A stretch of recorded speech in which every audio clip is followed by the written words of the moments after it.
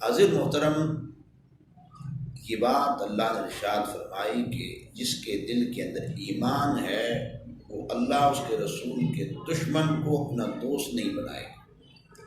اس کا مطلب کیا ہوا؟ اس کا مطلب یہ ہوا کہ جو اللہ اس کے رسول کے دشمنوں کے ساتھ دوستی قائم کرتا ہے، دوستی کا ہاتھ بڑھاتا ہے، وہ مومن نہیں ہو سکتا، وہ پکا منافق ہو سکتا ہے۔ وہ پرلے درجے کا منافق ہے، وہ مومن نہیں ہو سکتا۔ مومن وہ ہے جو اپنے سارے مفادات کو بالائے طاق میں رکھ کر اللہ اس کے رسول کے دشمنوں کے ساتھ دوستی نہ کرے بلکہ ان کے ساتھ دشمنی کرے۔ اور حاضر محترم، جو لوگ ایسا کرتے ہیں کہ اللہ اس کے رسول کے دشمنوں کے ساتھ دوستی نہیں رکھتے، پھر اللہ تعالیٰ انہیں انعامات عطا فرماتے ہیں۔ 4 انعامات اللہ عطا فرماتے ہیں۔ پہلا انعام یہ ہے کہ پھر اللہ ایمان کو ان کے دلوں میں نقش کر دیتا ہے۔ دوسرا انعام یہ عطا کرتا ہے، انہیں جنت عطا کرتا ہے۔ تیسرا انعام یہ کہ اللہ انہیں اپنی رضا عطا کرتا ہے۔ اور چوتھا انعام یہ ہے کہ وہ اللہ کے وہ گروہ ہو جاتے ہیں جنہیں اللہ تعالیٰ کامیاب و کامران فرماتا ہے۔ تو اس آیہ کریمہ سے یہ بات ثابت ہو گئی، یہ ہو ہی نہیں سکتا کہ اللہ اس کے رسول کے دشمنوں کے ساتھ دوستی کرنے والا کبھی کسی میدان میں کامیاب ہو جائے، اس لیے کہ کامیابی کو اللہ نے ان لوگوں کے ساتھ جوڑ دی ہے کہ جو اللہ اس کے رسول کے دشمنوں کو دشمن سمجھتے ہیں، دوست نہیں رکھتے۔ حاضر محترم، اس وقت مسلمانان پاکستان اہل سنت و جماعت فرانس کے ملونوں کے خلاف سراپا احتجاج ہے۔ ان کا احتجاج حکومت وقت سے وہ فرانس کے سفیر کو ملک بدر کر کے فرانس کے ساتھ ہر قسم کے تعلقات کو ختم کیا جائے، لیکن پرانے وقت کے قانونی جون تک نہیں نکلے۔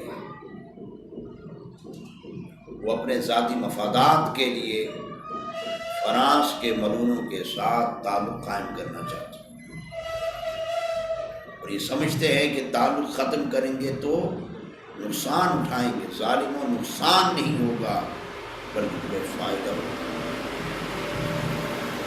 حاضر محترم، اس آیہ کریمہ کے 2 شان نزول ہیں۔ ایک شان نزول یہ ہے کہ یہ حضرت ابو عبیدہ بن جراح رضی اللہ تعالیٰ عنہ کے حق میں نازل ہے۔ احد کا مقام ہے، جنگ احد ہے کہ آپ کا باپ جراح مسلمانوں کے خلاف لڑنے کے لیے آتا ہے، آقا علیہ الصلوۃ والسلام کی دشمنی لے کر آتا ہے، باپ ہے۔ لیکن جب حضرت ابو عبیدہ بن جراح نے دیکھا کہ ہے تو باپ لیکن آقا کی دشمنی میں آیا ہے، تو آپ کی غیرت نے یہ گوارا نہ کیا کہ باپ حضور کی دشمنی لے کر آئے اور واپس صحیح سلامت چلا جائے۔ آپ نے اپنے باپ کا کام تمام کر دیا، واصل جہنم کر دیا۔ اور اس کا دوسرا شان نزول یہ ہے کہ یہ سیدنا صدیق اکبر رضی اللہ تعالیٰ عنہ کے حق میں نازل ہے۔ جب آپ کے باپ ابو قحافہ جو ابھی ایمان لے کر نہیں آئے تھے، جب آقا علیہ الصلوۃ والسلام کی شان میں بے ادبی کی، گستاخی کی، تو آپ نے ایسا زوردار تماچا اپنے باپ کو مارا کہ وہ دور جا کر گر پڑے۔ جب آقا کی بارگاہ میں حاضر ہوئے، سارا ماجرا بیان کیا اور آخر میں ارشاد فرمایا، عرض کی یا رسول اللہ، اگر میرے ہاتھ میں تلوار ہوتی تو میں اپنے باپ کے سر کو تن سے جدا کر دیتا۔ غور کریں، صحابہ کرام کا عمل دیکھیں، ان کا عمل یہ تھا کہ ان کے سامنے فقط ناموس رسالت تھی، آقا علیہ الصلوۃ والسلام کی عزت تھی، حضور کا احترام تھا، حضور کی ناموس کی حفاظت تھی، اور اس راستے میں جو رکاوٹ بنتا اس کا کام تمام کر دیتے۔ آپ ہی کے حوالے سے آتا ہے، آپ کے بیٹے عبد الرحمن ایمان لانے کے بعد، ایمان لانے سے پہلے ایک واقعہ بیان کرتے ہیں۔ کہتے ہیں والد ماجد ایک جنگ میں جب میں کفار کی طرف تھا، آپ میری تلوار کے نیچے آ گئے تھے، اگر چاہتا تو سر کو تن سے جدا کر دیتا، لیکن باپ ہونے کے ناطے چھوڑ دیا۔ قربان جائیں سیدنا صدیق اکبر، یہ ایمان ہوتا ہے۔ اور اللہ رب العزت نے اسی لیے صحابہ کرام کے ایمان کو ہمارے لیے معیار قرار دیا ہے، یہ اعلان کر دیا ہے، لوگوں تمہارا ایمان تب تک میری بارگاہ میں قبول نہیں ہوگا جب تک تمہارا ایمان میرے نبی کے صحابہ کے ایمان جیسا نہیں ہوتا، ان کی اقتداء میں نہیں ہوتا۔ جب تک تم اس طرح ایمان نہیں لاتے جس طرح میرے نبی کے صحابہ ایمان لے کر آئے، تب تک تمہارا ایمان میری بارگاہ میں قبول نہیں ہو سکتا۔ اسی لیے رب کائنات نے انہیں دنیا کے اندر ہی اپنی رضا عطا فرمائی ہے، دنیا کے اندر ہی انہیں جنت کی بشارت عطا فرمائی ہے۔ اس کی وجہ یہ ہے کہ انہوں نے اپنا تن من دن سب کچھ تاجدار کائنات پر قربان کر دیا تھا۔ سیدنا صدیق اکبر نے فرمایا، بیٹے تو نے تو مجھے باپ ہونے کے ناطے چھوڑ دیا تھا، اگر تو میری تلوار کے نیچے آتا تو میں کبھی بھی بیٹا سمجھ کر تجھے چھوڑ نہ دیتا، بلکہ تاجدار کائنات کا دشمن سمجھتے ہوئے تیرا کام تمام کر دیتا اور سر کو تن سے جدا کر دیتا۔ حاضر محترم، یہ ہے ایمان۔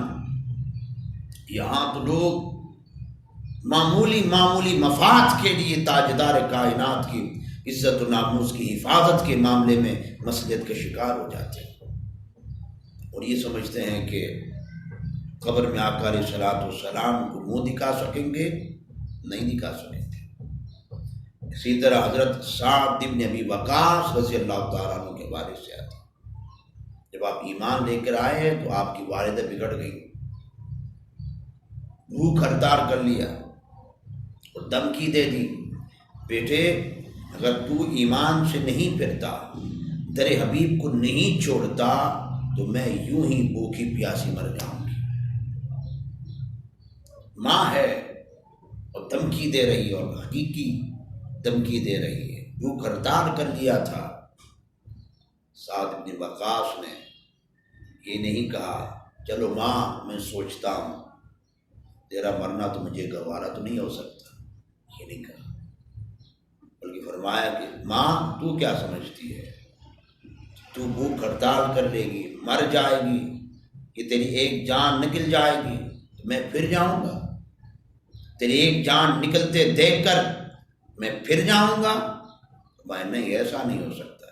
ماں سن، اگر تیری 1000 جانیں ہوں اور ہر جان پر تو یہ دھمکی دیتی جا کہ ساتھ واپس آ جا ورنہ مر جاؤں گی، ماں تیری 1000 جانیں ایک ایک کر کے نکلتے دیکھنا یہ تو گوارا ہے، تو تیرا 1000 بار مرنا مجھے گوارا تو ہے، لیکن یہ گوارا نہیں ہے، اب حضور کے دامن سے وابستہ ہو گیا ہوں، اب حضور کا دامن نہیں چھوڑ سکتا، تیرا 1000 بار مرنا گوارا ہے، در مصطفیٰ چھوڑنا گوارا نہیں ہے۔ حاضر محترم، اسی طرح حضرت عمر فاروق رضی اللہ تعالی عنہ نے جنگ بدر کے موقع پر اپنے ماموں کا قتل فرمایا۔